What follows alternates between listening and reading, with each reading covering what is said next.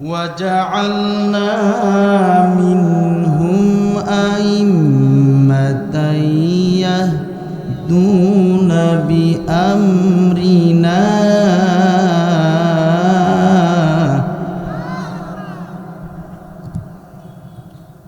وجعلنا منهم أئمة يهدون بأمرنا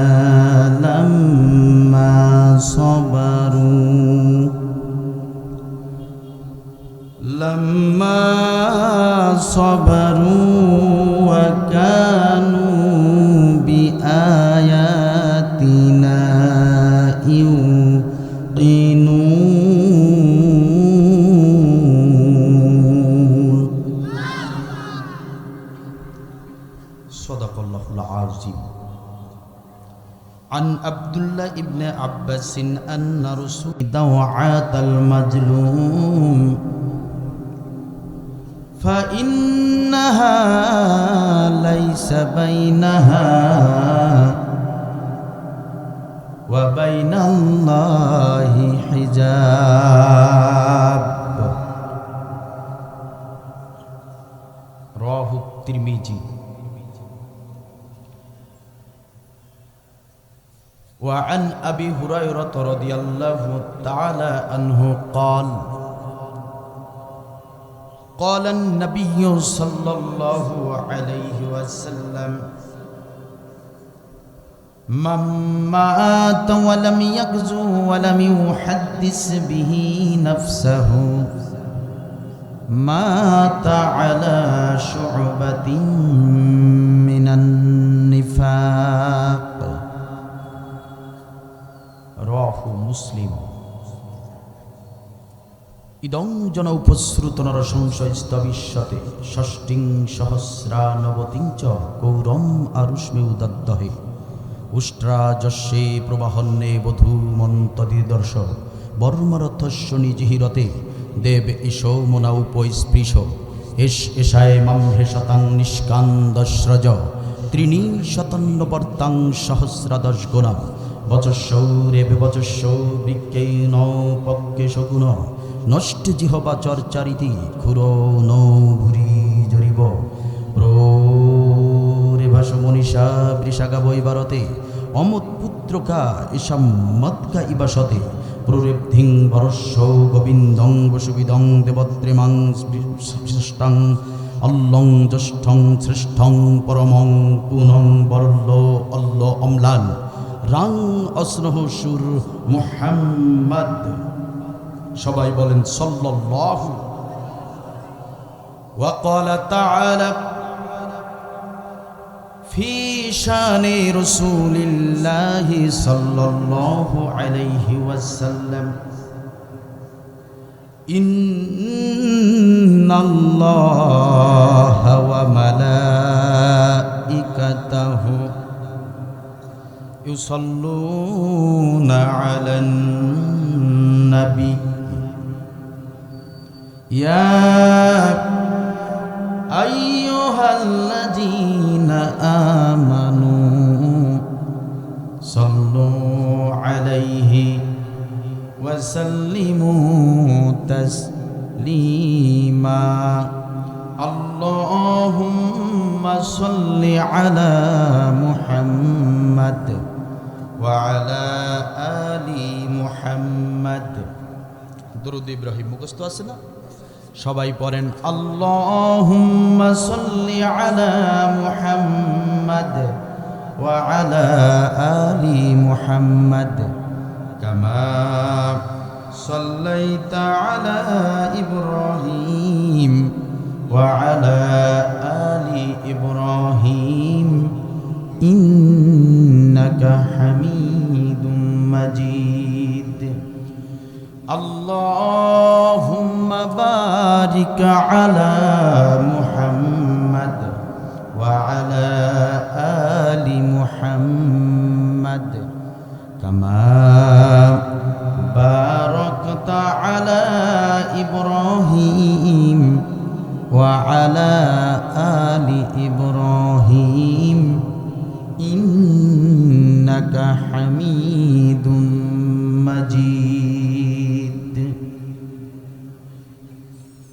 বাংলাদেশের ঐতিহ্যবাহী ঝিনাইদহ জেলার স্বনামধন্য মহেশপুর উপজেলার ঐতিহ্যবাহী সামন্তা সিদ্দিকিয়া দাখিল মাদ্রাসায় অনুষ্ঠিত ৬০তম ইসালে সওয়াব ও তাফসিরুল কোরআন মাহফিলে সম্মানিত সুযোগ্য মান্যবর জনাব সভাপতি, অত্র এলাকার সম্মানিত ব্যক্তিত্ব জনাব আলহাজ মোহাম্মদ ইসাহক আলী মাস্টার, আজকের এই দ্বিতীয় রজনীর সমাপনী রজনীর সম্মানিত শ্রদ্ধাভাজন অত্র এলাকার জনগণের প্রাণপ্রিয় ব্যক্তিত্ব, ইসলামী আন্দোলনের জানবাজ মুজাহিদ, বীর সেনানী, ইসলামী আন্দোলনের সিপাহ সালার জননেতা জনাব অধ্যাপক মোহাম্মদ মতিয়ার রহমান সাহেব, বিশেষ অতিথি হিসেবে রয়েছেন সাবেক উপজেলা চেয়ারম্যান অধ্যক্ষ জনাব হজরত মাওলানা আব্দুল হাই সাহেব সহ ডানে বামে সামনে পিছনে জাতির শ্রেষ্ঠ সন্তান, যাদের অনেকেরই ছাত্র হবার যোগ্যতা আমার নেই, নায়েবে রাসূল হযরতে উলামায়ে কিরাম। আমার বাম পাশে বসা আছেন দাখিল মাদ্রাসার সম্মানিত সুপার হুজুর, যিনি আমার পূর্ব মুহূর্তে আপনাদের সামনে সংক্ষিপ্ত আকারে খুবই গুরুত্বপূর্ণ কিছু কথা বলেছেন। আরও উপস্থিত আছেন দেশ বরেণ্য অন্যান্য উলামায়ে কিরাম। বিশেষ আলোচক হিসেবে আলোচনা করেছিলেন এ এলাকার গর্ব, ঝিনাইদহ জেলার গর্ব অহংকার হজরত মাওলানা মোহাম্মদ আবদুল্লাহ আল মামুন সাহেব। আরও আলোচনা পেশ করেছেন হজরত মাওলানা মোহাম্মদ ইখলাসুর রহমান সুমন। সম্মুখ উপবিষ্ট আছেন পিতৃ সমতুল্য মুরব্বিয়ানে কিরম, কলিজার টুকরা সমবয়সী যুবক ভাইয়েরা, স্নেহাস্পদ কচিকাচা ছোট ভাইয়েরা, পর্দার অন্তরালে প্রাণ প্রিয় পর্দানশীলা মা ও বোনেরা, গণপ্রজাতন্ত্রী বাংলাদেশ সরকারের বিভিন্ন প্রশাসনিক কর্মকর্তা কর্মচারী বৃন্দ, sound system, decoration, multimedia, projector, YouTube চ্যানেলের সম্মানিত দায়িত্বশীল ভাইয়েরা সহ এই সাউন্ড সিস্টেম থেকে আমার আওয়াজ, আমার কণ্ঠ যতদূর ধ্বনিত প্রতিধ্বনিত হচ্ছে, আপনারা যারা শুনতে পাচ্ছেন, ধর্ম বর্ণ নির্বিশেষে আমি সবাইকে জানাচ্ছি আমার অন্তরের অন্তরস্থল থেকে আন্তরিক শুভেচ্ছা এবং মুবারকবাদ। শুরুতেই আল্লাহ তাআলার শানে শুকরিয়া আদায় করে নিচ্ছি, কৃতজ্ঞতা জ্ঞাপন করছি যে মহান মালিক বড় মেহেরবানি করে করুণা করে আজকের এই দিনটাতে একবার নয় দুবার নয় ৭০ বার রহমতের নজরে তাকিয়ে মাজলিসুল ইলম হিয়া রাউজাতিম মিন রিয়াদিল জান্নাহ, জান্নাতের বাগান তথা কোরআনুল কারীমের এই মাজলিসে আসা বসা, কিছু কথা বলার, কিছু কথা শোনার তৌফিক যিনি দিয়েছেন, সেই মহান মনিবের শানে শুকরিয়া আদায়ের দরকার আছে না নাই? সবাইকে ঝংকার দিয়ে বলতে হবে, শুকরিয়া আদায়ের দরকার আছে না নাই? শুকরিয়া হবে কার? প্রশংসা হবে কার? তাহলে আসুন সেই মহান রবের শানে শুকরিয়া আদায় করছি সবাই জবান খুলে সমস্বরে, বুকের যত শক্তি আছে মুখের কাছে এনে বিনয়ের সঙ্গে বলছি আলহামদুলিল্লাহ। দরুদ আর সালাম সৈয়দুল মুরসালিন খতামুন নবিয়্যিন রহমাতাল লিল আলামিন জনাবে মুহাম্মাদুর রাসূলুল্লাহ সাল্লাল্লাহু আলাইহি ওয়াসাল্লামের সামনে কোরআনের এই মাজলিসে আসতে পেরে বসতে পেরে আপনারা বেজার না খুশি? কম না বেশি? একটু সবাই বলেন না, কম না বেশি? এজন্যই আমরা বেশি খুশি যে কোরআনের মাজলিসে কেউ চাইলেই আসতে পারে না, বসতে পারে না। আল্লাহ তাআলা যাকে বা যাদেরকে কবুল করেন কেবল তারাই এই জান্নাতের বাগানে বসার সৌভাগ্য অর্জন করে থাকে, ঠিক কিনা? এখানে অনেকে এরকম আছেন যাদের আজকের এই প্রোগ্রামে আসার কোনো পরিকল্পনাই ছিল না, কোনো পরিকল্পনা ছিল না, কিন্তু আল্লাহ তাআলা কেমনে কেমনে আপনার ব্যস্ততার সারাটা দিন সমস্ত কাজগুলো আল্লাহ তাআলা কেমনে মিটাইয়ে দিলেন, কেমনে সমাধান করে এই মাহফিলে আসার মতো পরিবেশ করে দিলেন, সুযোগ করে দিলেন, আপনিও এসে বসে পড়লেন, ঠিক কিনা বলেন? আবার অনেকেই আরো কয়েকদিন আগে থেকেই নিয়ত করেছিল যে আমরা এই মাহফিলটাতে আসব, কিন্তু হঠাৎ করে ঝামেলায় পড়ে গেল, হঠাৎ করে বিভিন্ন ব্যস্ততার কারণে অনেকেই এই প্রোগ্রামে আসতে পারে নাই, ঠিক কিনা বলেন? তাহলে কি বোঝা গেল? আল্লাহ তাআলা যাদেরকে কবুল করেন কেবল তারাই এই জান্নাতের বাগানে, এই গুনাহ মাফের মাজলিসে আসতে পারেন। আল্লাহ তাআলা যাদেরকে কবুল করেন নাই তারা আসতে পারেন নাই। আপনারা এসেছেন, এই জন্য আপনারা বেজার না খুশি?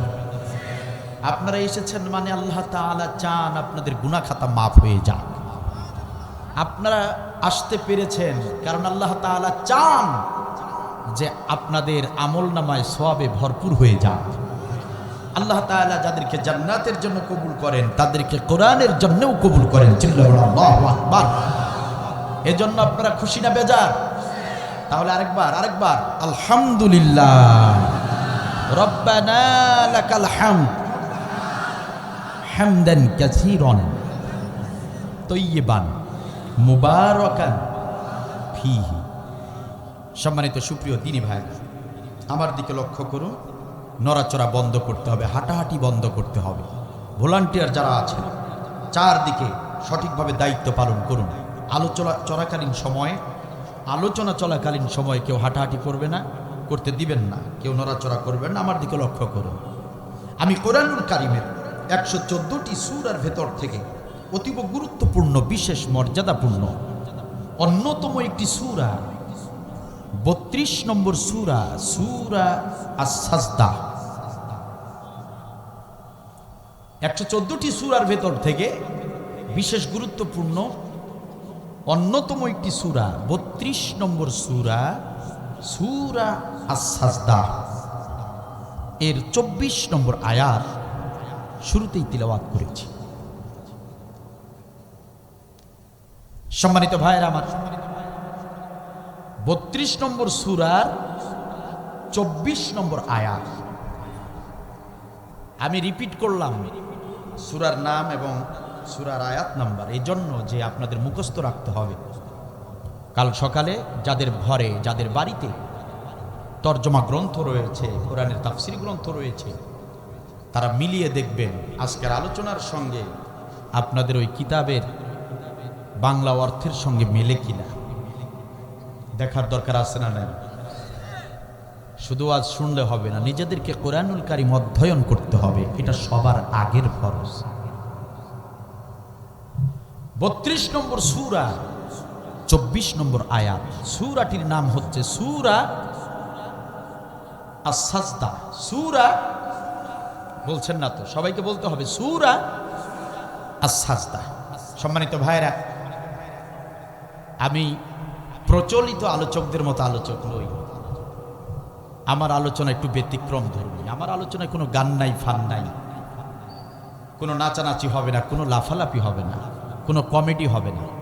কথা হবে কোরআন থেকে। ভয় করি না শত্রু দেখে। আলোচনা শুরু করতে চাই আল্লাহ তাআলাকে সাক্ষী রেখে। রাজি আছেন সবাই? রাজি আছেন সবাই? আমি কোরআনের মাহফিলগুলো, তাফসির মাহফিলগুলো জমানোর জন্য আসি না, কারণ তাফসির মাহফিলগুলো বিনোদনের কোনো মাজলিস নয়।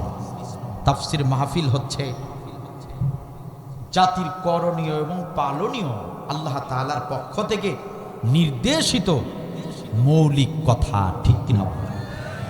এটা আমাদের প্রয়োজনীয়। কোরআন থেকে আমাদের কিছু জানতে হবে, শিখতে হবে, আর সেগুলো বাস্তব জীবনে অ্যাপ্লাই করতে হবে। এজন্য আমরা এসেছি। এখানে আমরা হাসতে আসি নাই, এখানে আমরা নাচতে আসি নাই, ঠিক কিনা বলেন? যারা আমার সঙ্গে একমত তারা মনোযোগ সহকারে শুনুন।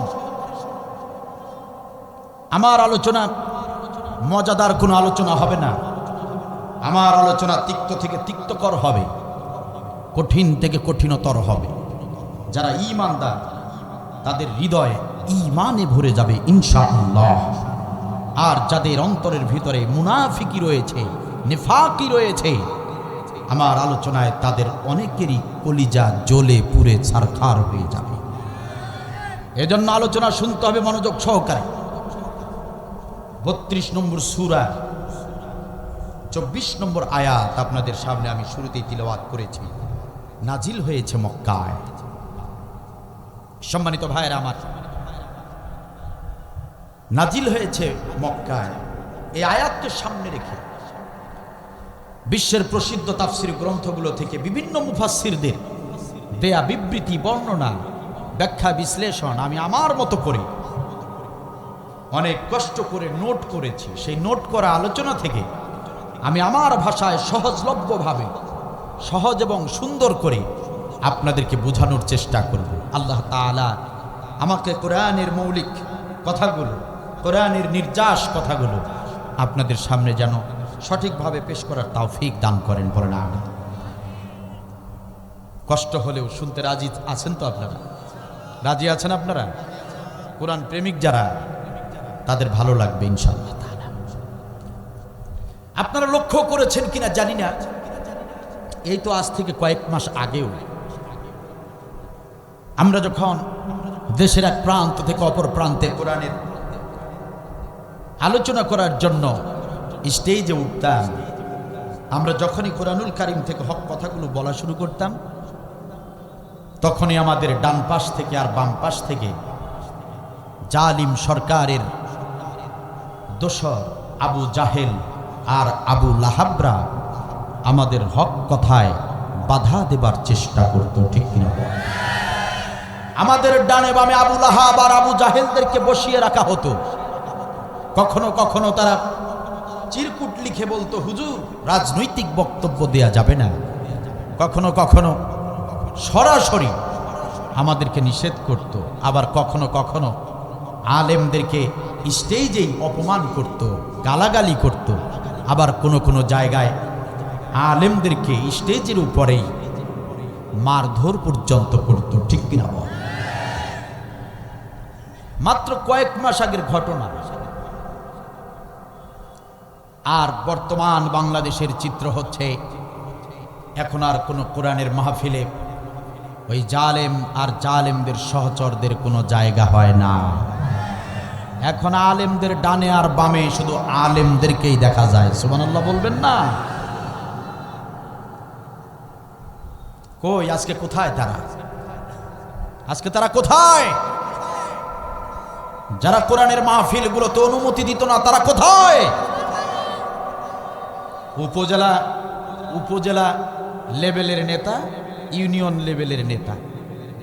উপজেলার নেতার নাম আছে পোস্টারে, ইউনিয়ন নেতার নাম নাই পোস্টারে। ইউনিয়ন নেতার নাম কেন পোস্টারে থাকলো না? এরকম ছোটখাটো বিষয় নিয়েও তারা বাংলার জমিনে অসংখ্য তাফসীর মাহফিল বন্ধ করে দিয়েছে। কথা বলেন ঠিক না? আলোচনার শুরুতে ঝিনাইদহ জেলার মুসলমানদেরকে জানাতে চাই, ঝিনাইদহ জেলার মুসলমানেরা কান খুলে শুনুন। আমাদের এই বাংলাদেশটা প্রায় 16টি বছর জালিমরা শাসন করেছিল। বাংলাদেশের আমাদের কিছু ছাত্র জনতা, আমাদের কিছু ভাইয়েরা রক্ত দিয়ে, জীবন দিয়ে এই দেশটাকে জালিম মুক্ত করেছে। এই দেশটাকে নতুন করে সুন্দর একটি দেশ আমাদের হাতে তুলে দিয়ে তারা পৃথিবীতে নাই, তারা শাহাদাত বরণ করেছেন। ঠিক কিনা বল? তাহলে যে ভাইয়েরা রক্ত দিয়ে আর জীবন দিয়ে দ্বিতীয়বার নতুন করে বাংলাদেশটাকে স্বাধীন করে আমাদের হাতে তুলে দিয়ে গেলেন, সেই শহীদ ভাইদের স্বপ্ন বাস্তবায়ন করার দায়িত্ব এখন আপনার আমাদের সকলের কাঁধে পড়েছে। ঠিক কিনা বল? সুতরাং ঝিনাইদহ জেলার মুসলমানেরা কান খুলে শুনুন। শুধু কোরআনের মাহফিল আলোচনা শুনলেই চলবে না, বরং আজ কোরআনের এই প্যান্ডেলের নিচে সিদ্ধান্ত নিয়ে বাড়িতে ফিরতে হবে। আজ এই কোরআনের প্যান্ডেলে শপথ নিয়ে বাড়িতে ফিরতে হবে, কারণ যে জালিমরা আমাদের ভাইদেরকে হত্যা করেছে, শহীদ করে দিয়েছে, তারা পালিয়ে হিন্দুস্তানে গিয়েছে ঠিক, কিন্তু তাদের ষড়যন্ত্র এখনো বন্ধ হয়ে যায় নাই। সুতরাং ঝিনাইদহ জেলার মুসলমানেরা, আসুন আমরা ঐক্যবদ্ধ হই, আসুন আমরা সিদ্ধান্ত নেই, আবারও এই বাংলার জমিনে যদি কখনো ওই জালিম সরকার আর তাদের প্রেতাত্মা, তাদের দোসররা যদি আবারও কখনো ষড়যন্ত্র শুরু করে, অথবা আবারও যদি কখনো মাথা চারা দিয়ে দাঁড়িয়ে যায়, তাহলে আমরা সবাই মিলে রংপুরের আবু সাইদের মতো করে আবারও রাজপথে দাঁড়িয়ে যাব, বন্দুকের নলের সামনে বুক পেতে দিয়ে শাহাদাতের নজরানা পেশ করব। প্রয়োজনে আবারও জিহাদ স্লোগান দিয়ে এই বাংলাদেশটাকে কোরআনের দেশে পরিণত করব। কারা কারা রাজি আছো? দুহাত তুলে আল্লাহকে দেখাও।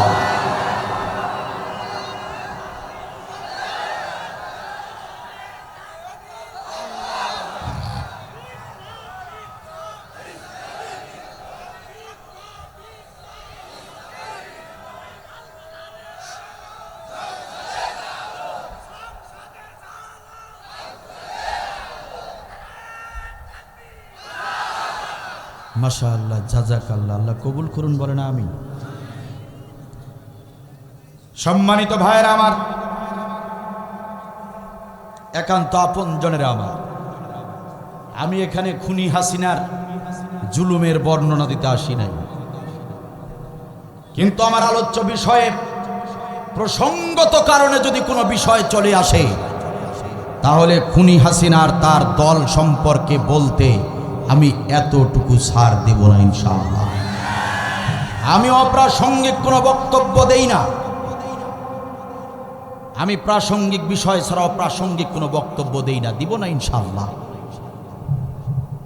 সম্মানিত ভাইয়ের আমার, গভীর মনোযোগ দিয়ে শুনতে হবে। 32 নম্বর সূরা 24 নম্বর আয়াত, একটি মাত্র আয়াত আপনাদের সামনে তিলাওয়াত করেছি। সূরাটির নাম সূরা আস-সাজদা, নাজিল হয়েছে কোথায়? আওয়াজ দিয়ে বলেন কোথায়? মক্কায়। সাজদা মানে কি? সূরার নাম সাজদা, আমরা যেটাকে সিজদা বলি। সলাতে মাথা অবনত করে যেটা করা হয়, তাসবিহ তিলাওয়াত করা হয়, ওটাকে বলা হয় সাজদা, আরাধনা করা। সাজদা মানে কি? উপাসনা করা, আরাধনা করা। নিজের বরত্ব, নিজের শ্রেষ্ঠত্বকে, নিজের অহংকারকে চূর্ণ বিচূর্ণ করে দিয়ে এক মালিকের সামনে নিজের মাথাটাকে নত করে দিয়ে এক মালিকের কুদরতি কদমে অবনত হবার নাম হচ্ছে সাজদা। চিল্লার আল্লাহু আকবার। সাজদা হচ্ছে গোলামির সর্বোৎকৃষ্ট উদাহরণ। এই কুরআনুল কারীমে নির্দেশিত এমন কোন ইবাদত পাবেন না সাজদার চেয়ে গোলামির উৎকৃষ্ট উদাহরণ আর কোন ইবাদতে পাবেন না। আপনি রোজা বলেন, হজ বলেন, যাকাত বলেন, দান সদাকা বলেন, পিতামাতার সেবা বলেন, যে আমলই করেন না কেন, গোলাম হিসেবে পরিচয় দেবার মতো সবচেয়ে বড় ইবাদতের নাম সাজদা। সাজদার গুরুত্ব আর মর্যাদা আল্লাহ তাআলার কাছে অনেক অনেক বেশি। সুবহানাল্লাহ বলবেন না? আল্লাহ তাআলার একজন সম্মানিত ফেরেশতা জিবরিল আমিন, জিবরিল আমিন একদিন আল্লাহ তাআলাকে জিজ্ঞাসা করলেন, ইয়া রব্বাল আলামিন, আপনার কাছে সবচেয়ে কোন কাজটা পছন্দের, কোন কাজটা করলে আপনি আল্লাহ সবচেয়ে বেশি খুশি হন, সেটা আমার জানতে ইচ্ছা করে। আল্লাহ তাআলা বললেন, জিবরিল আমিন, আমার গোলামেরা যখন আমার কুদরতি কদমে সাজদায় পড়ে যায়, আমি আল্লাহ ওই সময় সবচেয়ে বেশি খুশি হয়ে যাই। সম্মানিত ভাইয়েরা আমার, মুহাদ্দিসরা বলেন আল্লাহ রাব্বুল আলামিনের কাছে এই কথাটুকু শোনার সঙ্গে সঙ্গে জিবরিল আমিন দেরি করলেন না। জিবরিল আমিন একটু বিলম্ব করলেন না, সঙ্গে সঙ্গে আল্লাহ রাব্বুল আলামিনের কুদরতি কদমে সাজদায় পড়ে গেলেন। সম্মানিত ভাইয়ের আমার, হযরতে জিবরিল আমিন সাজদায় পড়ে গেলেন। আর মাথা উঠান না, আর মাথা উঠান না। 1 বছর নয়, 2 বছর নয়, 3 বছর নয়, 1000 বছর নয়, 2000 বছর নয়, 3000 বছর নয়। মুহাদ্দিসরা বলেন টানা 30 লক্ষ বছর হযরত জিবরিল আমিন আল্লাহ তাআলার কুদরতি কদমে সাজদায় পড়ে রইলেন। কয় বছর? 30 লক্ষ বছর সাজদায় পড়ে রইলেন। 30 লক্ষ বছর পরে হযরতে জিবরিল আমিন মাথা উঠালেন। মাথা উঠিয়ে আল্লাহ তাআলাকে ডাকতে বললেন, রব্বুল আলামিন, 30 লক্ষ বছরের এমন লম্বা সাজদা, এমন দীর্ঘ সময়ের সাজদা আজ পর্যন্ত আপনার কোনো মাখলুক করতে পারে নাই। আমি জিবরিল আমিন 30 লক্ষ বছর টানা লম্বা সাজদায় পড়ে আপনাকে খুশি করার চেষ্টা করেছি। ইয়া রব্বাল আলামিন, 30 লক্ষ বছর ধরে এত বড় লম্বা সাজদা কেউ দিতে পারে নাই। কিয়ামত পর্যন্ত কেউ দিতে পারবে কিনা সন্দেহ আছে। রব্বুল আলামিন, আমি যেহেতু সবচেয়ে বড় লম্বা সাজদা দিলাম, নিশ্চয়ই আপনি আল্লাহ তাআলা আমার এই লম্বা সাজদায় আপনি সবচেয়ে বেশি খুশি হয়েছেন। কারণ সবচেয়ে লম্বা সাজদা আমি আপনাকে দিয়েছি, নিশ্চয়ই আপনি সবচেয়ে আমার প্রতি খুশি, কারণ সবচেয়ে লম্বা সাজদা আমি দিয়েছি। আল্লাহ রাব্বুল আলামিন বললেন, জিবরিল আমিন শোনো শোনো, ও জিবরিল আমিন, তোমার ধারণা সঠিক নয়, তোমার ধারণা সঠিক নয়। তুমি 30 লক্ষ বছরের সাজদা দিয়েছো বলে আমি আল্লাহ রাব্বুল আলামিন তোমার প্রতি বেশি খুশি, এই কথাটা সঠিক নয়। ও আমার জিবরিল আমিন শোনো, ওই যে আমার পৃথিবীর গোলামেরা সারাটা দিন ব্যস্ত থাকে, কেউ চাকুরির কাজে ব্যস্ত থাকে, কেউ ব্যবসার কাজে, কেউ বা কৃষিক্ষেত্রে ব্যস্ত থাকে, যে যার যার মতো যার যার পেশায় ব্যস্ত থাকে। ব্যস্ততার মধ্যেই হঠাৎ করে মসজিদের মাইকে যখন মুয়াজ্জিন আজান দিয়ে নামাজের দিকে আহ্বান করে, হাইয়া আলাস সালাত, হাইয়া আলাল ফালাহ, এসো নামাজের দিকে এসো, কল্যাণের দিকে এসো। মুয়াজ্জিন যখন আজানের মাধ্যমে আহ্বান জানায়, আমার ওই গোলামেরা শত ব্যস্ততার মধ্যেও আজানের শব্দটা শুনে সমস্ত কাজগুলো ফেলে দিয়া, সমস্ত ব্যস্ততা, সমস্ত ঝামেলাগুলোকে উপেক্ষা করে আমার যে গোলামেরা আমি আল্লাহ তাআলার কুদরতি কদমে সাজদায় পড়ে যায়। আমার পৃথিবীর কোনো গোলাম যখন সাজদায় পড়ে যায়, সালাতে দাঁড়িয়ে আমার কুদরতি কদমে যখন সাজদায় পড়ে যায়, একটা সাজদা যখন দিয়া দেয়, প্রথম রাকাতের প্রথম সাজদায় পড়ে একটা বার যখন তাসবিহ পড়ে সুবহানা রাব্বিয়াল আলা, একটা সাজদা করে প্রথমবার তাসবিহ পড়তে দেরি হয়, আমি আল্লাহ তাআলা তোমার 30 লক্ষ বছরের সাজদার চেয়েও আমার ওই গোলামের এক সাজদায় বেশি খুশি হয়ে যায়। তোমার 30 লক্ষ বছরের সাজদা আর আমার পৃথিবীর গোলামের একটা সাজদা তোমার 30 লক্ষ বছরের সাজদার চেয়েও আমি আল্লাহ আমার গোলামের পৃথিবীর এই গোলামের সাজদায় বেশি খুশি হয়ে যাই। কারণ হচ্ছে আমার পৃথিবীর গোলামেরা, তাদের পিছনে শয়তানের প্ররোচনা রয়েছে, তাদের পেছনে পেছনে শয়তান, তাদের জন্য হাজারো পথ খোলা, হাজারো মত খোলা, সব বাদ দিয়ে সেই গোলামেরা আমার কুদরতি কদমে যখন পড়ে যায়, আমি আল্লাহ বেশি খুশি হয়ে যাই। আর তুমি জিবরিল আমিন, তুমি ফেরেশতা, তোমার পেছনে কোনো শয়তান নাই। ঠিক কিনা বলেন? সাজদার গুরুত্ব কম না বেশি? আওয়াজ দিয়ে বলতে হবে, আল্লাহর কাছে সাজদার গুরুত্ব মর্যাদা কম না বেশি? অথচ আমাদের এই বাংলাদেশে আমরা দেখেছি যারাই সাজদা আদায়কারী ছিলেন তাদের উপরেই চালানো হয়েছে নিষ্ঠুর নির্যাতন। ঠিক কিনা বলেন? যাদের মুখে দাড়ি, যাদের মাথায় টুপি, আর যারা 5 ওয়াক্ত মসজিদে গিয়ে সাজদা আদায় করত, তাদেরকে জামাত শিবির ভাবা হতো, তাদেরকে মিথ্যা মামলা দেওয়া হতো, তাদেরকে জঙ্গি বানানো হতো, তাদেরকে দেশদ্রোহী বানিয়ে বছরের পর বছর জেলখানায় ঢুকিয়ে রাখা হতো। ঠিক কিনা বলেন? সম্মানিত ভাইয়ের আমার, তার মানে স্পষ্ট প্রতীয়মান বিগত 16টি বছর, প্রায় 16টি বছর যারা আমাদের এই বাংলাদেশটাকে শাসন করেছিল তারা সাজদার বিপক্ষে ছিল। ঠিক কিনা বল? তারা সাজদার বিপক্ষে ছিল। এ কারণে সাজদা আদায়কারীদেরকে তারা সহ্য করতে পারত না। তারা সাজদা আদায়কারীদেরকে জেলখানার ভিতরে ঢুকিয়ে রাখতো। ঠিক কিনা বল? সম্মানিত ভাইয়ের আমার,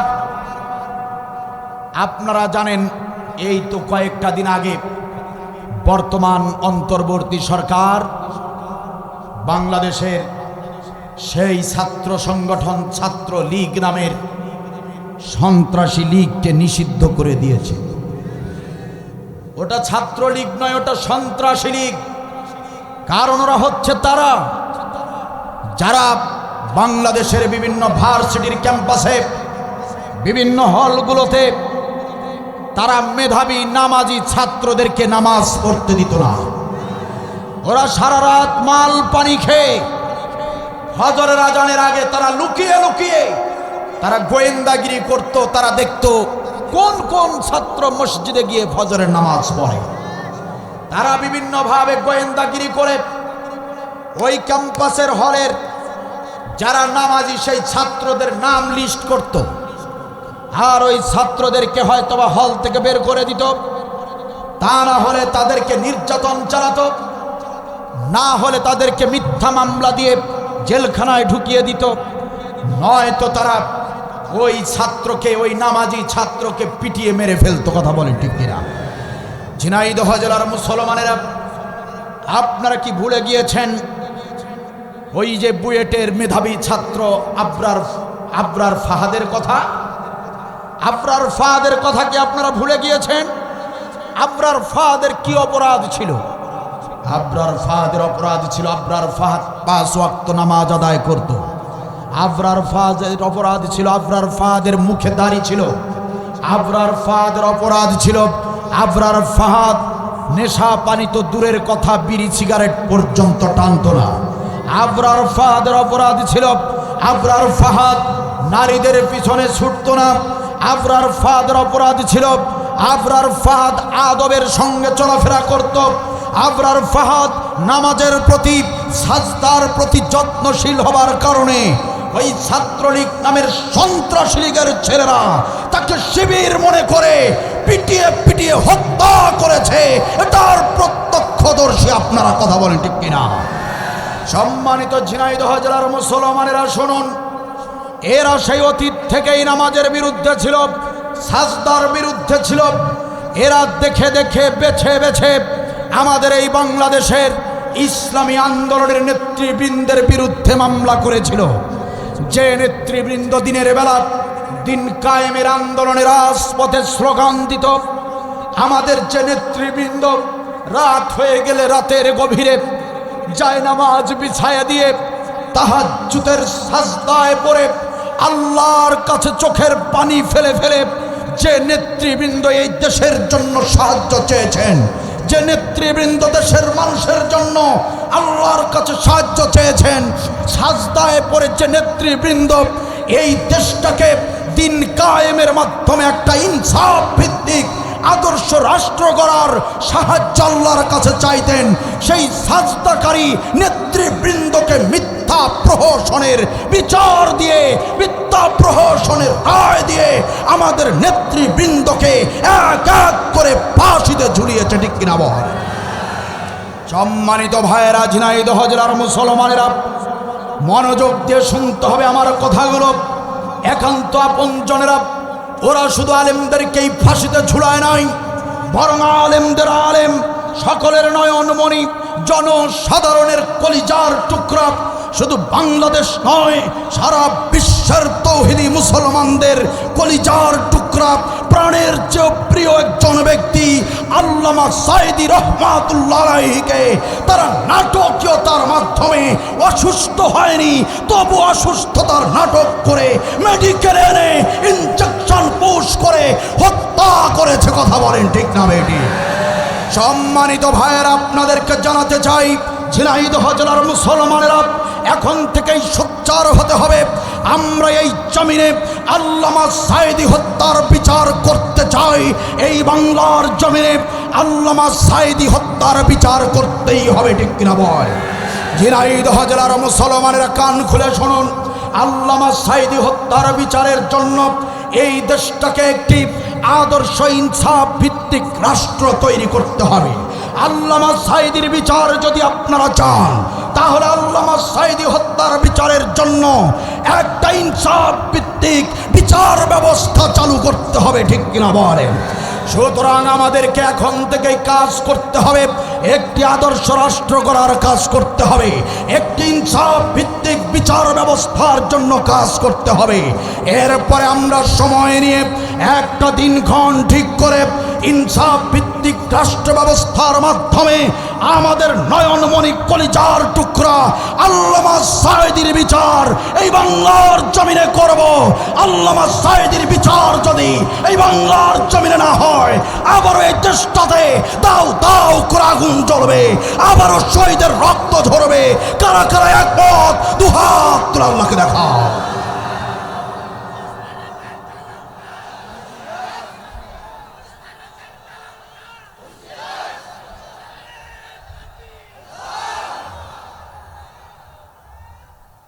মাশাআল্লাহ মাশাআল্লাহ, জাযাকাল্লাহ, আল্লাহ কবুল করুন। বলেন আমিন। একান্ত আপন জনেরা আমার, সাজদার গুরুত্ব মর্যাদা আল্লাহর কাছে অনেক বেশি। সেই সাজদা আদায়কারী লোকদেরকে ওরা বরদাস্ত করতে পারে নাই, সহ্য করতে পারে নাই, ঠিক না? যারা সাজদা কায়েম করাকে, যারা সাজদা কায়েম করার, সাজদার এত গুরুত্ব আল্লাহর কাছে, এবার বুঝে থাকলে বলুন, তাহলে সেই সূরার গুরুত্ব মর্যাদা কম না বেশি? আওয়াজ দিয়ে বলতে হবে, কম না বেশি? সেই গুরুত্বপূর্ণ সূরার কয় নম্বর আয়াত? এই তো ভুলে গেছেন, 24 নম্বর আয়াত আমি শুরুতেই তিলাওয়াত করেছি। এই আয়াতের আলোচ্য বিষয় একটি। আল্লাহ তাআলা এই আয়াতের ভিতরে একটি বিষয় আলোচনা করেছেন। আল্লাহ তাআলা এই আয়াতের ভিতরে যে আলোচনাটি করেছেন, সে আলোচ্য বিষয় হচ্ছে সৎ ও যোগ্য নেতার 3টি বৈশিষ্ট্য। সুবহানাল্লাহ বলবেন না? আল্লাহ তাআলা সরাসরি এই আয়াতের ভিতরে বলে দিয়েছেন সৎ আর যোগ্য নেতা চেনার উপায়। গোলামেরা, সৎ আর যোগ্য নেতা চিনতে চাও? সৎ আর যোগ্য নেতা কারা জানতে চাও? আমি আল্লাহ বলে দিয়েছি, সূরা সাজদা 24 নম্বর আয়াত। সৎ আর যোগ্য নেতার 3টি গুণ দেখবা। এই 3টি গুণ যদি কোনো নেতার সঙ্গে মিলে যায়, তাহলে ধরে নিও ওই নেতাই হচ্ছে আমি আল্লাহর পছন্দসই নেতা, ওই নেতা হচ্ছে আমি আল্লাহর মনোনীত নেতা, ওই নেতা হচ্ছে হযরত ওমর, ওই নেতা হচ্ছে হযরত আবু বকর, ওই নেতা হচ্ছে হযরত আলী, ওই নেতা হচ্ছে হযরত ওসমান। চিল্লাবেন বলেন আল্লাহু আকবার। তাহলে নেতার কয়টি গুণ? আল্লাহর ভাষায় প্রধানত 3টি গুণ যে নেতার ভিতরে থাকবে, সেই নেতাই হচ্ছে সৎ আর যোগ্য নেতা। শোনার দরকার আছে না নাই? আওয়াজ দিয়ে বলেন, দরকার আছে না নাই? সম্মানিত ভাইয়ের আমার, একান্ত আপনজনের আমার, আপনারা যদি ভুটানে যান, ভুটানে যদি ঘুরতে যান, তাহলে দেখতে পারবেন ভুটানের চারপাশে শুধু পাহাড় আর পাহাড়। ভাইরা আমার, যদি চীন দেশে ঘুরতে যান, তাহলে দেখতে পাবেন চীনের অলিতে গলিতে শুধু ইঞ্জিনিয়ার। আর যদি ব্রাজিলের জমিনে ঘুরতে যান, তাহলে দেখতে পারবেন ব্রাজিলের অলিতে গলিতে শুধু ফুটবলার। দুঃখজনক হলেও সত্য, আমাদের এই বাংলাদেশের অলিতে গলিতে ঘুরলে পাওয়া যায় শুধু চোর আর বাটপার। সম্মানিত ভাইয়েরা আমার, চোর বাটপারের এই বাংলাদেশটাকে যদি আদর্শ একটি রাষ্ট্র হিসেবে গঠন করতে চান, চোর বাটপার দুর্নীতিবাজ সুদখোরের এই বাংলাদেশটাকে যদি ইনসাফ ভিত্তিক একটি রাষ্ট্র হিসেবে পেতে চান, তাহলে আল্লাহ রাব্বুল আলামিন বলেন, গোলামেরা, ও আমার গোলামেরা, চোর বাটপারের এই বাংলাদেশটাকে যদি সোনার দেশে পরিণত করতে চাও, এই চোর বাটপারের দেশটাকে যদি তোমরা আদর্শ রাষ্ট্র বানাতে চাও, তাহলে ও আমার গোলামেরা, ও গোলামেরা, নামাজের বেলায় তোমরা যেভাবে আমি আল্লাহর বিধান মেনে চলো, সিজদার রুকুগুলো, তাসবিহ, তিলাওয়াত যা কিছু আছে সব যেমন আল্লাহ এবং আল্লাহর রসুলের সুন্নাহ অনুযায়ী যেভাবে আদায় করো, সিয়াম সাধনা যেভাবে আল্লাহর বিধান অনুযায়ী করো, যাকাত সাদাকা সব আমলগুলো যেভাবে আল্লাহর হুকুম মতো, আল্লাহ এবং আল্লাহর রসুলের সুন্নাত তরিকা মতো যেভাবে আদায় করো, ও গোলামেরা, বাংলাদেশটাকে যদি একটা আদর্শ রাষ্ট্রে পরিণত করতে চাও, তাহলে নির্বাচনের সময় যাদেরকে সংসদে পাঠাবে তাদেরকেও আল্লাহ তাআলার বিধান মতো, আল্লাহ তাআলার কোরআনুল কারীমের নির্দেশ মতোই নেতা নির্বাচন করতে হবে। যদি বাংলার মুসলমানেরা কোরআনের নির্দেশনা অনুযায়ী নেতা নির্বাচিত করতে পারে, ও আমার মুসলমান ভাইয়েরা কান লাগান, নামাজে যেভাবে আল্লাহর বিধানগুলো মেনে চলি, তেমনি ভাবে যদি আমরা নির্বাচনের সময়, নেতা নির্বাচিত করার সময় আমরা যদি আল্লাহর হুকুমগুলো ফলো করি, তাহলে সম্মানিত ভাইয়েরা আমার, একান্ত আপনজনেরা আমার, মদারু তাসারু জোয়ারু টপ টেরর মাস্তান গুন্ডা এইসব নেতাকে যদি আমরা তালাক দিয়া যোগ্য আর সৎ নেতাদেরকে যদি সংসদে পাঠাতে পারি, সম্মানিত ভাইয়েরা, এই চোর বাটপার দুর্নীতিবাজদের এই বাংলাদেশটা আর সেরকম থাকবে না, বাংলাদেশটা হয়ে যাবে হযরতে ওমরের বাংলাদেশ। কথা বলেন ঠিক কিনা? আল্লাহ রাব্বুল আলামিন সে কথাই বলে দিয়েছেন সূরা সাজদার 24 নম্বর আয়াতে। আল্লাহ রাব্বুল আলামিন একদম সুস্পষ্ট ভাষায় বলে দিয়েছে, বান্দারা, গোলামেরা, শোনো, তিনটি গুণ আমি বলে দিচ্ছি, এই তিনটি গুণ যাদের ভিতরে থাকবে তোমরা নির্দ্বিধায় নিশ্চিন্তে তাদেরকে সংসদে পাঠিয়ে দাও। এই তিনটি গুণ যাদের ভিতরে থাকবে তাদের হাতে নিশ্চিন্তে রাষ্ট্র ক্ষমতা, পুরো দেশ নামের এই আমানতটাকে তাদের হাতে তুলে দাও। রাত জুড়ে নাক ডেকে জনগণ তোমরা ঘুমাবে, আর ওই নেতারা ঘুমাতে পারবে না। ওই নেতারা তোমাদের জানমালের নিরাপত্তায় রাত জেগে জেগে দায়িত্ব পালন করবে। চিল্লায় বলেন সুবহানাল্লাহ। কথা আমার নাকি আপনার?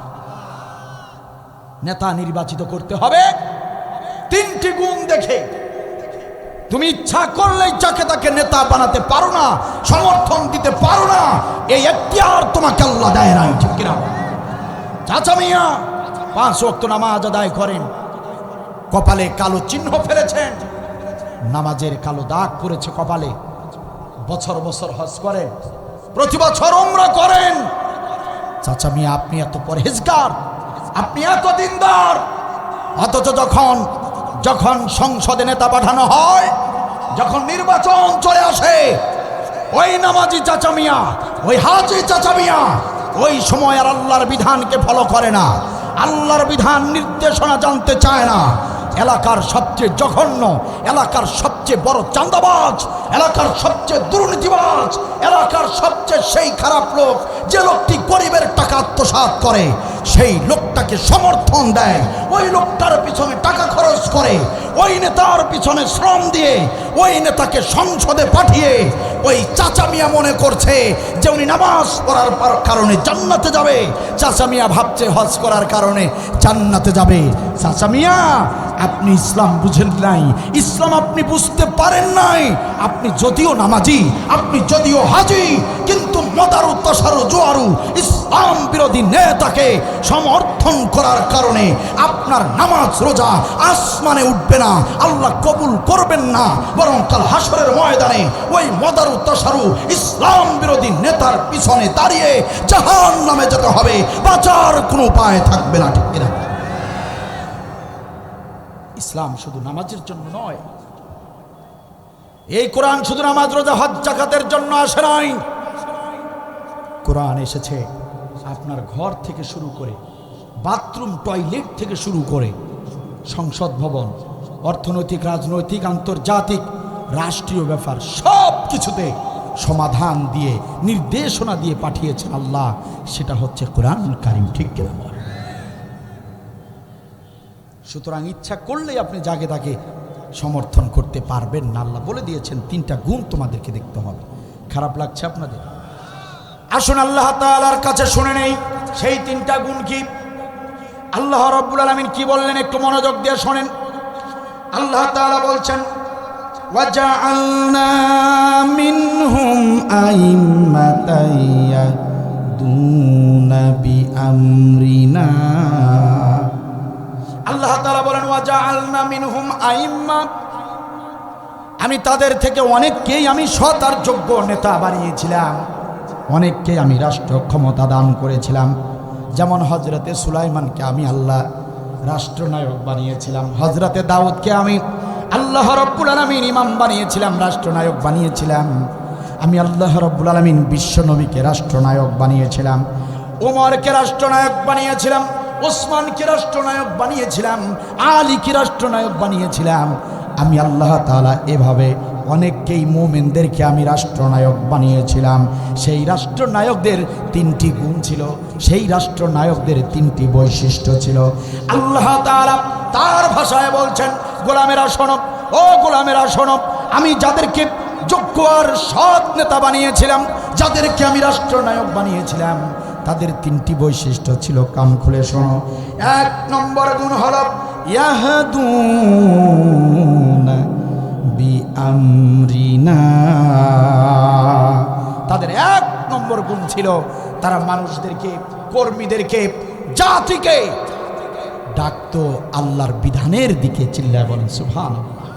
ইয়াহদুনা বিআমরিনা, আল্লাহর বিধানের দিকে, আল্লাহর কিতাবের দিকে, আল্লাহর পথে তার দলকে, তার দলের কর্মীদেরকে, গোটা জাতিকে, মানুষদেরকে ওই নেতারা আল্লাহর বিধানের দিকে ডাকতো, দিন কায়েমের দিকে ডাকতো, আল্লাহর হুকুমের দিকে ডাকতো।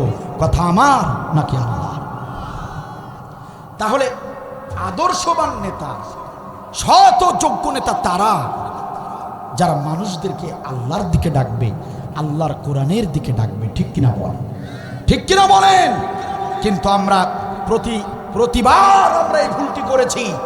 যারা মানুষদেরকে আল্লাহর দিকে ডেকেছে, দিন কায়েমের দিকে ডেকেছে, যারা মানুষদেরকে নামাজ কায়েমের দিকে ডেকেছে, এসো ইসলামী আন্দোলনে এসো, এসো দিন কায়েমের কাফেলায় যোগ দাও, এই বক্তব্য যারা দিয়েছে আমরা তাদের কথা শুনি নাই। আমরা শুনেছি ওই মাস্তান, টফটেরর, মদারু, তাসারু, ওই মুসারু নেতাদের কথা শুনে শুনে তাদেরকে সমর্থন দিয়ে আমরা আমাদের কপাল নিজেরাই পুড়েছিলাম। কথা বলেন ঠিক না? সুতরাং এই ভুল আর করা যাবে না, এই ভুল আর করা যাবে না। আমরা কোরআনের নির্দেশ অনুযায়ী সব কাজ করতে চাই। রাজি আছেন সবাই? সবাই রাজি আছেন? সম্মানিত ভাইরা, আমরা যদি কোরআনের নির্দেশনার আলোকে আমরা যদি নেতা নির্বাচিত করতে জানতাম, তাহলে এই খুনি হাসিনা জালিম সরকার আমাদের দেশে কখনোই আসতে পারত না, শাসন করতে পারত না, কখনোই পারত না। এ শুধু জালিম নয়, সারা বিশ্বের জমিনে বর্তমান সময়ের ইতিহাসে এমন জুলুম কোন রাষ্ট্রে কোন জালিম করতে পারে নাই যতটা জুলুম এই খুনি হাসিনা করেছিল। ঠিক না? শুধু আলেমদের উপরে জুলুম করে নাই, এমন কোন শ্রেণীর, এমন কোন পেশার মানুষ বাদ নেই যাদের উপর জুলুম করা হয় নাই। ঠিক না? কৃষক, রিক্সাওয়ালা থেকে শুরু করে, দিন মজুর থেকে শুরু করে, প্রত্যেক সেক্টরে, প্রত্যেক পেশায় নিয়োজিত প্রত্যেকের উপর জুলুম করেছে এই খুনি হাসিনার সরকার। ঠিক না? সব শেষে ছাত্র জনতারা যখন রক্ত দিল, পালাতে চায় নাই, পালাতে চায় নাই, বরং সেনাপ্রধানকে বলেছিল আরো 2টা দিন সময় দাও, আরো 2টা দিন চেষ্টা করো, গুলি করে হত্যা করে আন্দোলন থামানো যায় কিনা। তার মানে আর 1টা দিন, আর 2টো দিন যদি এই সরকার ক্ষমতায় থাকতো তাহলে আমাদের দেশের ছাত্র ভাইদের লাশের সারি আরো 100 গুণ বেড়ে যেত। ঠিক কিনা বলেন? রক্ত খেয়ে ক্ষমতায় এসেছিল, রক্ত খেয়ে ক্ষমতা থেকে পালিয়েছে। ঠিক কিনা বল? কারণ একটাই ভুল ছিল আমাদের, শুরু থেকেই আমরা ভুল করে আসছিলাম। এজন্য জাতিকে সোচ্চার হতে হবে, যাতে করে খুনি হাসিনার মতো কোনো জালিম এই বাংলাদেশে নতুন করে আসতে না পারে। ওরা ছাত্র মেরে চেয়েছিল থাকতে ক্ষমতায়,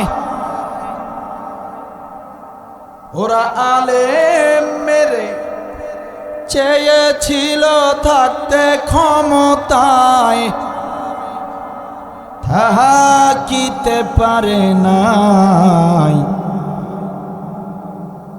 আলেমরা পালায় না, জালেম পালায়। আলেমরা তো পালায় না, জালেম পালায়। ঠিক কিনা বলেন? আমার দেশের জনগণ 5 আগস্টে হয়ে গেল জালিমের পতন। আমার দেশের জনগণ 5 আগস্টে হয়ে গেল জালিমের পতন। ওরা ছাত্র মেরে চেয়েছিল থাকতে ক্ষমতায়, ওরা আলেম মেরে চেয়েছিল থাকতে ক্ষমতায়, থাকিতে পারে নাই। আলেমরা তো পালায় না, জালেম পালায়। আলেমরা তো পালায় না, জালেম পালায়। ঠিক কিনা বলেন? সময় ছিল 45 মিনিট, গণভবন না ছাড়িলে হইতো রে ফিনিশ। কথা বলে না? সময় ছিল 45 মিনিট, গণভবন না ছাড়িলে হইতো রে ফিনিশ। ইঁদুরের গর্ত নাই, পালা হবে কোথায়? ইঁদুরের গর্ত নাই, পালা হবে কোথায়? তাই দিল্লি চইলা যায়। আলেমরা তো পালায় না, জালেম পালায়। আলেমরা তো পালায় না, জালেম পালায়। আলেমরা তো পালায় না, জালেম পালায়। ঠিক কিনা বলেন? আবার চাপাবাজি করেছে, হাসিনা পালায় না। আবার সংবাদ দিয়েছে উনি নাকি বর্ডারের আশেপাশেই আছে, চট করে ঢুকে পড়বে। পাশেই বর্ডার না? পাশেই ঝিনাইদহ, এখানে বর্ডার না? এই যে আমি যখন আসলাম, আমি গাড়ির ভেতর থেকে দেখলাম এত আলো কেন ওদিকে। পরে ভালো করে তাকিয়ে দেখেই বুঝেছি, আলোর আভার দেখেই বুঝেছি যে এখানে পাশে বর্ডার আছে। কারণ আমাদের বাসার পাশেও ঠিক এরকম বর্ডার আছে, দেখেই বুঝতে পেরেছি এটা বর্ডার এলাকা। তো উনি বলছেন, কে? ওই যে পুতুলের মা, পুতুলের মা বলছেন উনি বর্ডারের আশেপাশেই আছে, সুযোগ পেলেই চট করে ঢুকে পড়বে। আমরা তো সেটাই চাই। ম্যাডাম আপনি আইসা যান, আমরা চাই পুতুলের মা তুমি আসো। কিন্তু আমরা এটাও ভালো করে জানি যে হুশ থাকতে পুতুলের মা এই দেশে পা রাখবে না। এটা আমরা ভালো করে জানি। কারণ দেশে আসলেই তার তো ইতিমধ্যেই মামলা 100-র উপরে হয়ে গিয়েছে। ম্যাক্সিমাম গুলোতে ফাঁসির রায় হবে। কথা বলে না কেন? তো হাসিনার মায়ের যদি হুশ থাকে, জ্ঞান থাকে, বাংলাদেশে আসার কথা না। হাসিনার মা তুমি বলছো চট করে আসবা, তুমি যে পুতুলের মা, তুমি যে বলছো পুতুলের মা যে তুমি চট করে আসবা, আমরা জানি তুমি চট করে আসবা না। তবে তুমি তো বর্ডারের আশেপাশে আছো, কান খুলে শুনে রাখো পুতুলের মা, কান খুলে শুনে রাখো, তুমি তো পাশেই আছো, তুমি তো বর্ডারের কাছে আছো। পুতুলের মা শুনে রাখো, তুমি চট করে না আসলেও আমরা দেশটাকে সাজিয়ে নিচ্ছি, দেশটাকে গুছিয়ে নিচ্ছি। একটু সময়ের অপেক্ষা, তুমি এ দেশে না আসলেও আমরা তোমাকে চট করে একদিন বাংলাদেশে আনবই আনবো ইনশাআল্লাহ। পুতুলের মা কান খুলে শুনে রাখো, যেদিন তোমাকে এই বাংলার জমিনে আমরা আনবো, সেই দিন তোমাকে হাজার হাজার মামলার আসামি করে কাঠগড়ায় দাঁড় করাবো। পুতুলের মা শুনে রাখো, তুমি এই বাংলার জমিনে হক্কানি আলেমদের নামে মিথ্যা সাক্ষী দিয়ে অবৈধ ট্রাইব্যুনাল তৈরি করে অবৈধভাবে ফাঁসিতে ঝুলিয়েছ, কিন্তু আমরা পুতুলের মা তোমাকে অবৈধভাবে ফাঁসিতে ঝুলাবো না, ন্যায্য বিচার করে তোমাকে ফাঁসিতে ঝুলাবো। পুতুলের মা কান খুলে শোনো, তোমাকে বাংলাদেশের দড়িতে ফাঁসিতে ঝুলানো হবে না, তোমাকে ফাঁসিতে ঝুলানোর জন্য আমরা পাকিস্তান থেকে সবচেয়ে বেশি মূল্যের দড়ি কিনে আনবো, সেই দড়িতে তোমাকে ফাঁসিতে ঝুলানো হবে। একবার নয়, 100 বার, 100 বার তোমাকে ফাঁসিতে ঝুলাবো ইনশাআল্লাহ। কারা কারা একমত আছো? দুহাত তুলে আল্লাহকে দেখাও।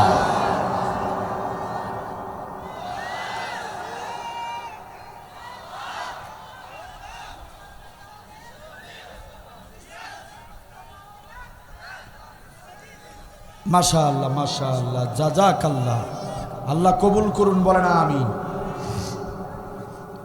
হাই রে চাপাবাজি। মুসলিম সেনাপতি ডাকতে বলে, আল্লাহর নবীর সাহাবীরা, ও আল্লাহর নবীর সাহাবীরা, তোমরা দুজন এই ঘটনা কেমনে জানো? এখনো তো আমি মদিনায় ঢুকলাম না, এখনো তো এই ঘটনা আমি কাউকে বললাম না, এখনো কাউকে বলি নাই, অথচ তোমরা দুজনে এই ঘটনা কেমনে জানতে পারলা? ও আল্লাহর নবীর সাহাবী দুজন শোনো, সত্যি সত্যি এই ঘটনাটা ঘটেছিল অমুক জুমাবারে অমুকটার সময়, এমন একটা সময় আমাদেরকে পিছন থেকে কাফেররা ধাওয়া করতে শুরু করলো। আমরা বাঁচার জন্য সামনের দিকে দৌড়াতে লাগলাম, কিন্তু বুঝতে পারলাম না কোথায় গিয়ে পালাবো। বাম পাশে দেখি উপত্যকা, ডান পাশে দেখি একটা পাহাড়। আমরা ভাবলাম উপত্যকায় ওঠা সহজ, উপত্যকায় উঠে যাই, কিন্তু এমন সময় হযরতে ওমর আমিরুল মুমিনিন খলিফাতুল মুসলিমিন, আমাদের প্রেসিডেন্টের কণ্ঠ আমাদের কানে ভেসে আসলো। আমাদের হযরতে ওমর ডাক দিয়ে বললেন, ও সেনাপতি, ইয়া সারিয়াতাল জাবাল, না না না, উপত্যকায় উঠো না, উপত্যকায় উঠো না, ও আমার সেনাপতি, মুসলিম সেনাদেরকে নিয়ে তুমি পাহাড়ে উঠে যাও। ও আল্লাহর নবীর সাহাবী দুজন শোনো, শুধু তাই নয়, সেদিন যদি হযরতে ওমর এইভাবে যদি আমাদেরকে চিৎকার করে যদি এই মেসেজটা আমাদেরকে যদি না দিতেন, আমরা যদি হযরত ওমরের এই নির্দেশনা, এই মেসেজটা যদি শুনতে না পেতাম, নির্ঘাত সেদিন আমরা কতল হয়ে যেতাম। এই যে আজকে কালেমার পতাকা উড্ডীন করে বিজয় ছিনিয়ে এনেছি, এই বিজয় আমরা আনতে পারতাম না। আজকের এই বিজয়ের পতাকা ছিনিয়ে আনতে পেরেছি শুধুমাত্র আমাদের প্রেসিডেন্ট হযরতে ওমরের সেই দিনের দিক নির্দেশনার কারণে। চিৎকার দিয়ে বলেন সুবহানাল্লাহ। তাহলে আধ্যাত্মিক শক্তি, আধ্যাত্মিক ক্ষমতা আল্লাহ রাব্বুল আলামিন রাষ্ট্রনায়কদেরকে দিয়ে থাকেন।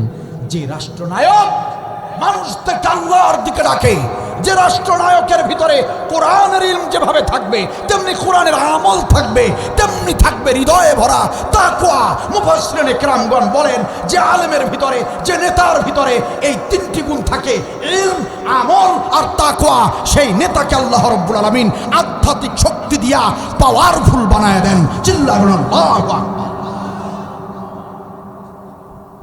আর আমরা যাদেরকে পাঠিয়েছি সংসদে,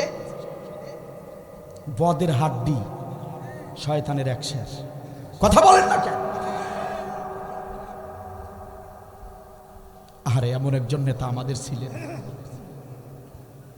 আধ্যাত্মিক শক্তির অধিকারী। আল্লাহ তাআলা দয়া করে আধ্যাত্মিক কিছু শক্তি তাকে দিয়েছিলেন।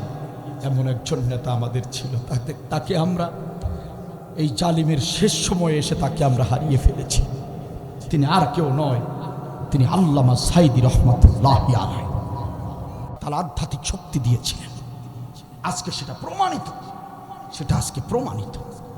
এই জালিম সরকার প্রথম যখন ক্ষমতায় আসে, আমাদের শহীদ আল্লামা সাঈদী রহমাতুল্লাহি আলাইহি তিনি মঞ্চে বললেন, কথা আমাকে আজ বলতেই হবে, কথা আমাকে বলতেই হবে।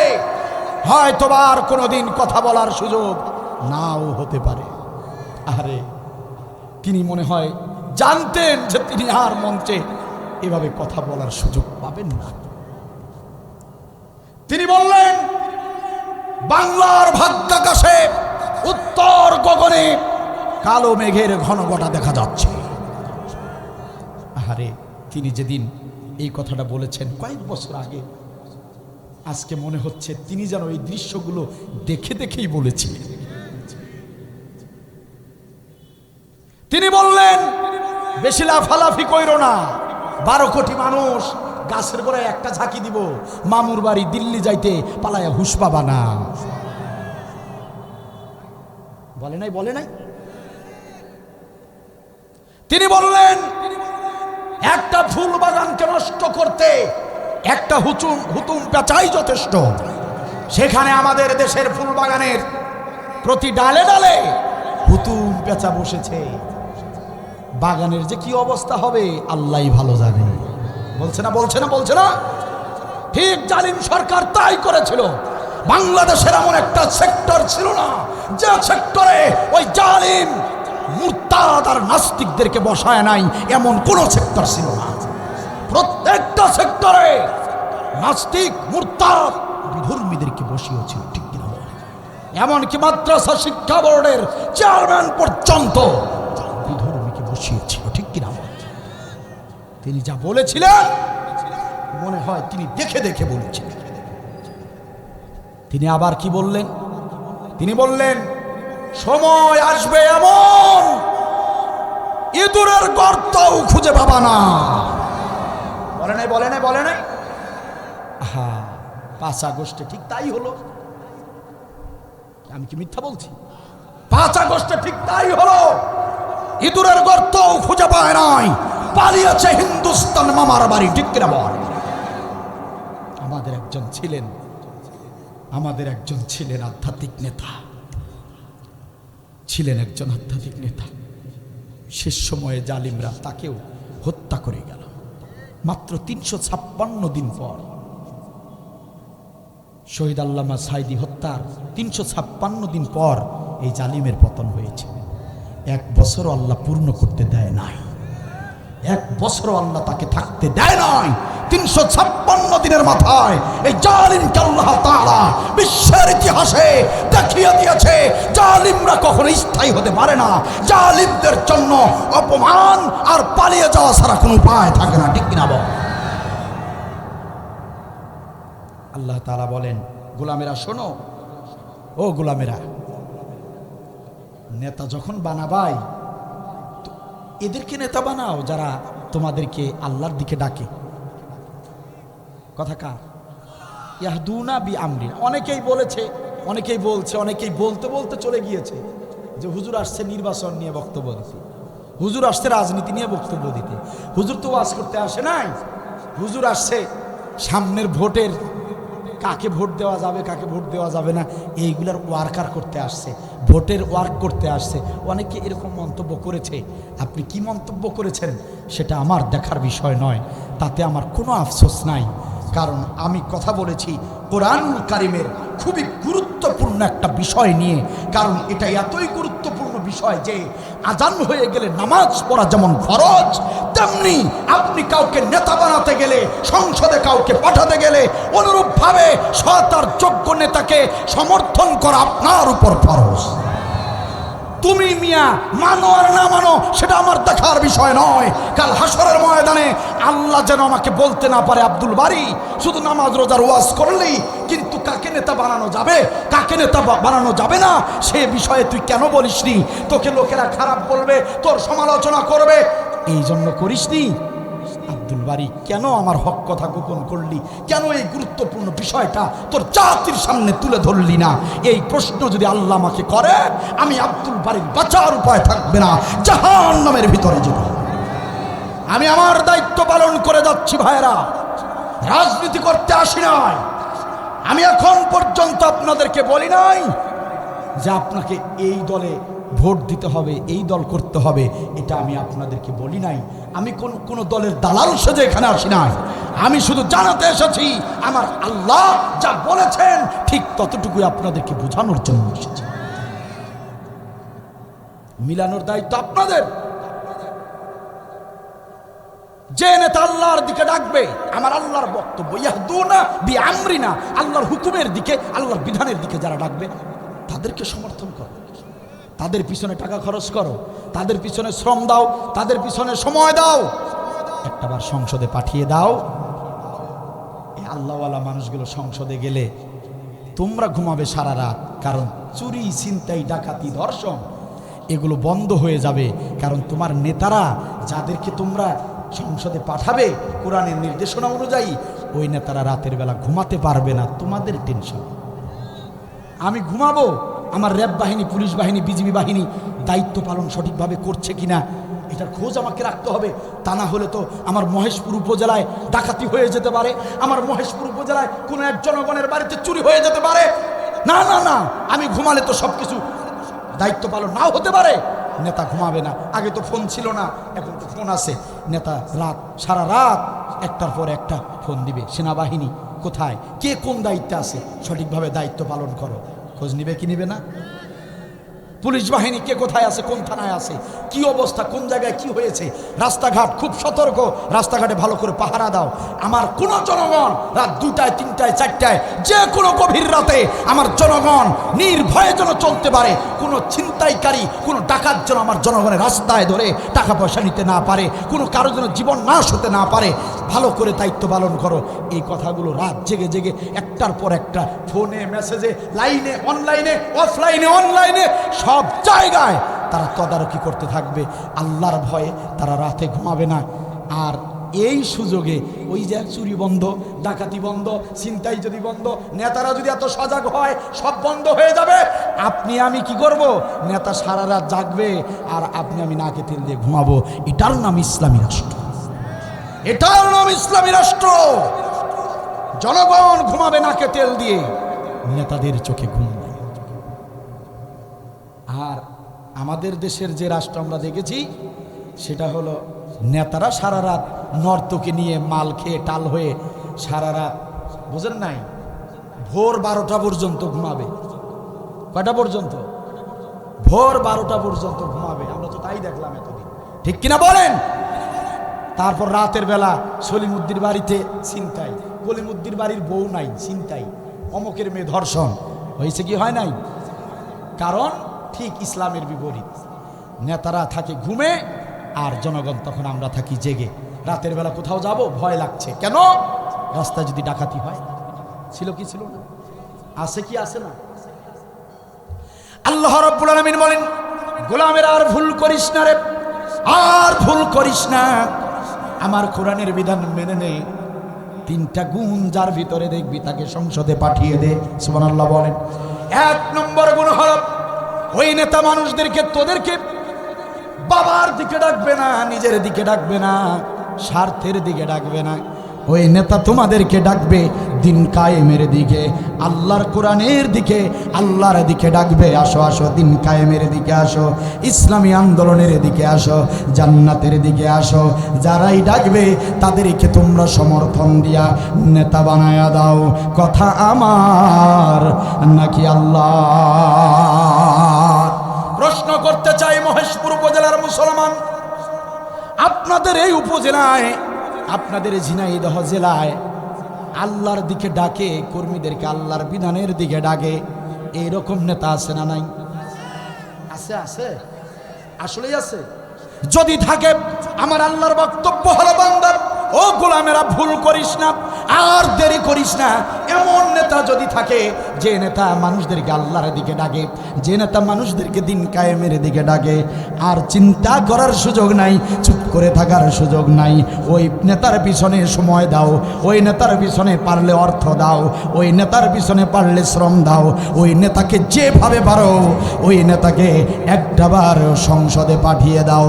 চিৎকার দিয়ে বলেন সুবহানাল্লাহ। রাজনীতি আমার না আল্লাহর। 2 নম্বর আমল, রাতে 1টা বেজে যায়, রাত 11:30টায় এত রাতে স্টেজে উঠলে যত ভালো আলোচনাই হোক লোকজন থাকতে চায় না। আমি আগেই বলেছিলাম যে আমি সাধারণত 9:30টায় উঠি স্টেজে, সর্বোচ্চ 10টা। আমি বলেছিলাম ভাইকে যে 10টার মধ্যে তুলে দেন, কিন্তু আমাকে তুলে দেওয়া হলো প্রায় 11:30টায়। এই যে গুরুত্বপূর্ণ কথাগুলো অনেক ভাইরাই জানতে পারলো না, সবচেয়ে গুরুত্বপূর্ণ কথাগুলো, কারণ এত রাত পর্যন্ত অনেকেই অনেক ঝামেলা, অনেকেই অনেক সমস্যা আছে, তাদেরকে সেখানে যেতে হয়েছে। আল্লাহ তাআলা আমাদেরকে ক্ষমা করুন, আমাদেরকে কবুল করুন, বলেন আমিন। সম্মানিত ভাইয়েরা, 2 নম্বর আমল হচ্ছে, 2 নম্বর গুণ হচ্ছে যোগ্য নেতা কারা? লাম্মা সবার। দেখবা যে নেতারা ধৈর্যশীল, যে নেতারা রাগারাগি করে না, যে নেতারা মারধর করে না, চেয়ার দিয়ে মারামারি করে না, দাঙ্গাদাঙ্গি করে না, যে নেতাদেরকে ফাঁসিতে ঝুলালেও, নির্যাতনে রাখলেও, 5 লক্ষ মামলার আসামি থাকলেও সেই নেতারা কখনো হতাশ হয় না। লাম্মা সবারু, সবর করে, ধৈর্যের সঙ্গে যারা মোকাবেলা করে, বুঝে নিও ওইটাই সৎ আর যোগ্য নেতা। সুবহানাল্লাহ বলবেন না? আরে যেভাবে আল্লাহ বলছে, দলের নাম নেওয়ার দরকার নাই, একদম পরিষ্কার আকাশের সূর্যের মতো আপনাদের চোখে মুখে ভাসতেছে এই দল সেই দল যে দলের নেতাদেরকে নির্যাতন চালানো হয়েছে 16টি বছর। ঠিক কিনা বলেন? আমাকে বলতে হবে কেন? আল্লাহর কথাই বোঝা যাচ্ছে, ঠিক কিনা বলেন? 3 নম্বর আল্লাহ বলেন নেতার 3 নম্বর গুণ দেখবা, ওয়া কানু বি আয়াতিনা ইউকিনুন। যে নেতারা আল্লাহর আয়াতের প্রতি দৃঢ় থাকবে, আল্লাহর আইনের প্রতি খুব কঠোর থাকবে। আল্লাহ এটা বলছে, হ্যাঁ এটাই ঠিক, আল্লাহর কোরআনে নাই, ওটা করা যাবে না। আল্লাহর আয়াতের প্রতি থাকবে দৃঢ় বিশ্বাস, আল্লাহর আয়াতের প্রতি থাকবে অটল। আল্লাহর আয়াতের একটু অবমাননা যারা সহ্য করবে না, আল্লাহর আয়াতের একটা জের জবর নোক্তার পরিবর্তন হলে যারা গর্জন দিয়ে উঠবে, যারা রাজপথ কাঁপাবে, এ গোলাম বুঝে নিও ওইটাই হচ্ছে সৎ আর যোগ্য নেতা। কথা আমার নাকি আল্লাহ? আল্লাহ তাআলা আমাকে সহ আমাদের সবাইকে কোরআনুল কারীমের সকল নির্দেশনা অনুযায়ী জীবনের সর্বাঙ্গীন সেক্টরে, সব জায়গায় কোরআনের নির্দেশনা অনুযায়ী আমাদেরকে আমল করার তৌফিক দান করুন। শুধু নামাজে নয়, শুধু রোজা হজ জাকাতে নয়, শুধু অজু গোসলের বেলায় নয়, আমরা যেন প্রত্যেকটা ক্ষেত্রে কোরআনের বিধান মেনে চলতে পারি, এটাই যেন হয় আমাদের 1 নম্বর সিদ্ধান্ত। আল্লাহ তাআলা যেন এই সিদ্ধান্তের উপর আমাদেরকে অটল রাখেন, আল্লাহ যেন আমাদেরকে কবুল করেন, বলেন আমিন। ইন্তেজামিয়া